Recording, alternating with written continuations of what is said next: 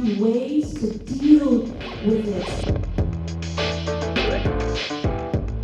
How it developed I liked very much, so it became more abstract and more maniac somehow. Like the soundscape and the visualscape was very overwhelming in a good way though. I know that on my ride home tonight I will think about this. I think it really set off a couple of radars in my head, about my future, about my possible chances.